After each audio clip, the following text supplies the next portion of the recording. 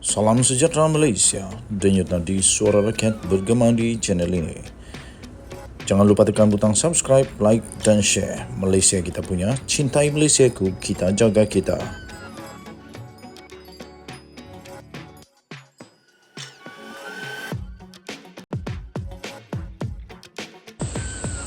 Salam sejahtera Malaysia, denyut nadi suara rakyat bergema di channel ini. Akhirnya, berikut ialah berita yang telah diterbitkan di beritaharian.com.my. Berita 12 Disember 2023 terkini senarai penuh Kabinet Malaysia. Berita penuh Putrajaya. Perdana Menteri Datuk Seri Anwar Ibrahim mengumumkan rombakan Kabinet di bangunan Putra di sini hari ini. Berikut adalah senarai penuh yang diumumkan. Perdana Menteri Datuk Seri Anwar Ibrahim. Timbalan Perdana Menteri Datuk Seri Dr. Ahmad Zahid Hamidi. Timbalan Perdana Menteri 2 Datuk Seri Fadilah Yusof. Menteri Keuangan Datuk Seri Anwar Ibrahim.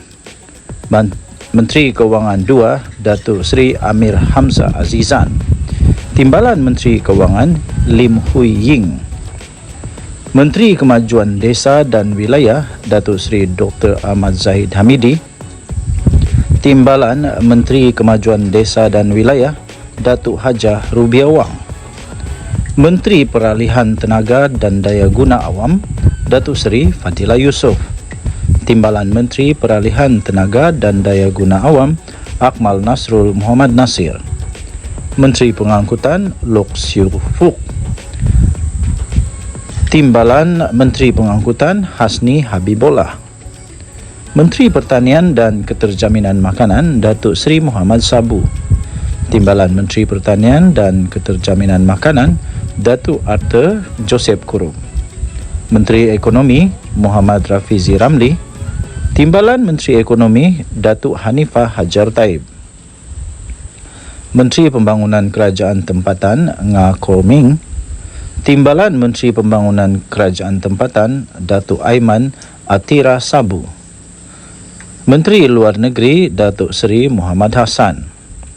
Timbalan Menteri Luar Negeri Datuk Muhammad Alamin. Menteri Kerja Raya Datuk Seri Alexander Nantalinggi. Timbalan Menteri Kerja Raya Datuk Seri Ahmad Maslan. Menteri Dalam Negeri Datuk Seri Saifuddin Nasution Ismail. Timbalan Menteri Dalam Negeri Datuk Seri Dr. Samsul Anwar Nasara. Menteri Pelaburan, Perdagangan dan Industri Tengku Datuk Seri Zafrul Tengku Abdul Aziz. Timbalan Menteri Pelaburan, Perdagangan dan Industri Liu Chin Tong. Menteri Pertahanan Datuk Seri Muhammad Khalid Nordin. Timbalan Menteri Pertahanan Adli Zahari. Menteri Sains Teknologi dan Inovasi Chang Li Kang. Timbalan Menteri Sains Teknologi dan Inovasi Datuk Muhammad Yusuf Abdal. Menteri Pembangunan Wanita Keluarga dan Masyarakat Datuk Seri Nancy Shukri. Timbalan Menteri Pembangunan Wanita Keluarga dan Inovasi Datuk Seri Noraini Ahmad. Menteri di Jabatan Perdana Menteri Datuk Seri Azalina Osman Said. Timbalan Menteri di Jabatan Perdana Menteri M. Kulasegaran. Menteri Sumber Asli dan Kelestarian Alam Nik Nazmi Nik Ahmad. Timbalan Menteri Sumber Asli dan Kelestarian Alam Datuk Seri Huang Tiong Si. Menteri Pembangunan Usahawan dan Koperasi Datuk Ewan Benedict. Timbalan Menteri Pembangunan Usahawan dan Koperasi Datuk R. Ramakrishnan. Menteri Pendidikan Tinggi Datuk Seri Zamri Abdul Kadir. Timbalan Menteri Pendidikan Tinggi Datuk Muhastafa Elias Muhammad Yunus Sakmud.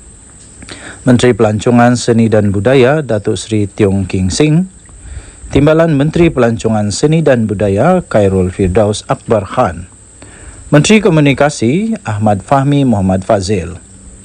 Timbalan Menteri Komunikasi Teo Ni Ching. Menteri Pendidikan Fadilah Siddiq. Timbalan Menteri Pendidikan Wong Kah Wong. Menteri Perpaduan Datuk Aaron Algo Anak Dagang. Timbalan Menteri Perpaduan K. Saraswati. Menteri di Jabatan Agama Hal Ehwal Agama Datuk Seri Muhammad Naim Mokhtar. Timbalan Menteri di Jabatan Agama Hal Ehwal Agama Dr. Zulkifli Hasan.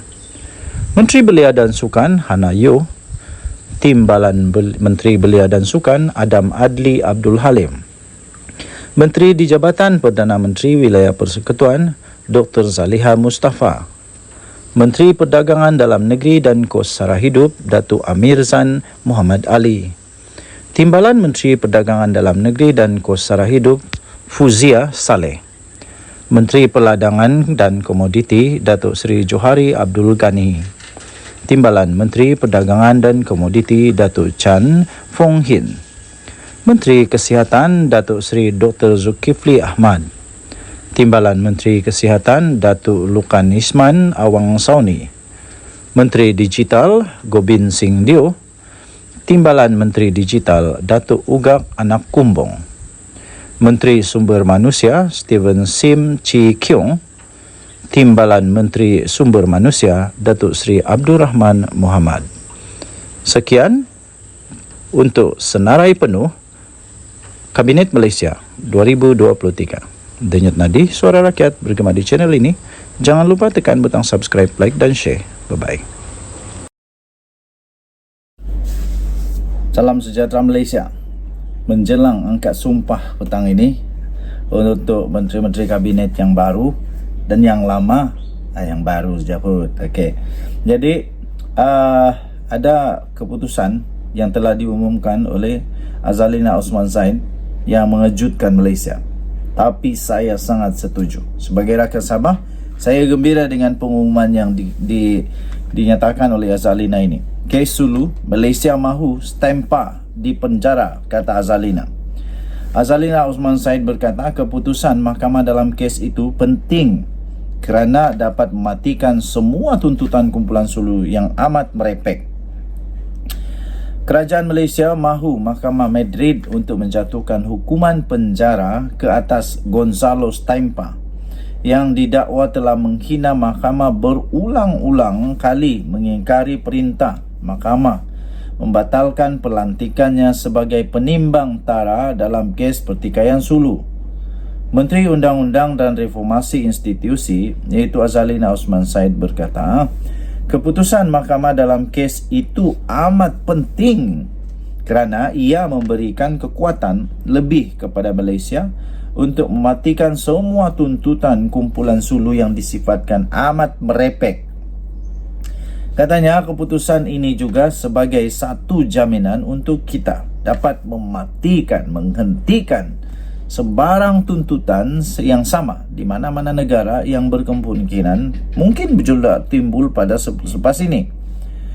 Keduanya, kata Azalina Osman Zaid, saya berharap kalau boleh dia dipenjara. Kalau dia memang bersalah, kasih penjara lah. Bikin susah negara orang saja. Lepas ini nanti ada pula dari negara yang lain, daripada kuasa yang lain membuat tuntutan, diguna lagi dia yang sebenarnya sudah pun tidak boleh ditolak untuk menjadi penimbang tara. Jadi jangan, baguslah padan muka dia. Jadi Azalina Osman Zaid berkata dia berharap supaya Stempa boleh dipenjara, bukan saja didenda, sebab perangai dia betul-betul kurang ajar dan biadab kepada Malaysia. Katanya pada sidang media dalam talian selepas menghadiri prosiding perbicaraan jenayah Stempa di Madrid dan di Mahkamah Madrid. Pada 25 Mei 2020, Stempa memberikan award akhir iaitu 14.9 bilion, iaitu kira-kira 62.59 bilion kepada 8 individu yang mendakwa waris Sultan Sulu. Dalam usaha menguatkuasakan award itu, mereka dilaporkan cuba menyita aset Malaysia, aset Syarikat Petroleum Malaysia, Petronas di Luxembourg serta Belanda, selain menyasarkan aset diplomatik negara di Perancis termasuklah kedutaan. Azalina berkata mahkamah menangguhkan keputusan kes itu ke tarikh lain yang belum ditetapkan. Beliau berkata pejabat pendakwa raya Spanyol dan Malaysia menuduh Stempa melakukan jenayah menghina mahkamah yang serius serta melakukan amalan profesional tanpa kelayakan. Semua pertuduhan ini berdasarkan fakta Stempa secara terbuka dengan dan dengan sengaja mengingkari beberapa perintah yang mengikat daripada Mahkamah Tinggi Madrid. Katanya, Mahkamah Tinggi Madrid pada 29 Jun 2021 telah mengeluarkan penghakiman selaras undang-undang kes terbabit dan memutuskan sebagai negara asing, Malaysia dipanggil secara tidak wajar dalam prosiding pelantikan penimbang tara. Justru, mahkamah itu membatalkan pelantikan Stempa dan semua tindakannya serta mengarahkan Malaysia dipanggil secara wajar manakala prosiding timbang tara itu dimulakan kembali. Perintah pembatalan pelantikan Stempa kemudian dikekalkan Mahkamah Perlembagaan Spanyol selepas warga Filipina itu gagal dalam rayuan mereka.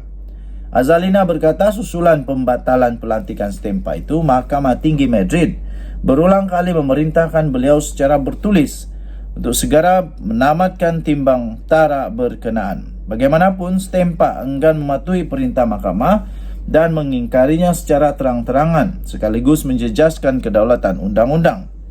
Bagi memenuhi agenda jahat dan tidak beretikanya, Stempa sengaja tidak mengendahkan perintah Mahkamah Tinggi Madrid serta memindahkan timbang tara itu dari Madrid ke Paris atas permintaan warga Filipina terbabit bagi mengelak pengawasan Mahkamah Spanyol, di mana beliau berjanji mematuhi arahan ketika mula dilantik sebagai penimbang tara. Katanya, sebelum mengumumkan award akhir terhadap Malaysia dan sebagaimana dibuktikan melalui dokumen di depan mahkamah, Stempa menerima bayaran lebih 2.5 juta US dollar daripada warga Filipina tersebut. Pada Disember 2021, selepas pemindahan prosiding timbang tara dari Spanyol ke Perancis yang tidak pernah berlaku, Malaysia dengan keyakinan penuh tidak berbagi terhadap sistem keadilan Spanyol, memfailkan aduan terhadap Stempa bersama pendakwa raya Spanyol atas alasan beliau menghina mahkamah kerana berulang kali mengingkari perintah Mahkamah Tinggi Spanyol dan meneruskan tindakannya membeli forum di negara yang lain. Okey, panjang lagi, anda boleh lihat sendiri di Malaysia, di Free Malaysia Today. Free Malaysia Today 11 Disember 2023. Tajuknya, Kes Sulu Malaysia Mau Stempa di penjara, kata Azalina. Itu tadi Suara Rakyat bergema di channel ini. Bye-bye.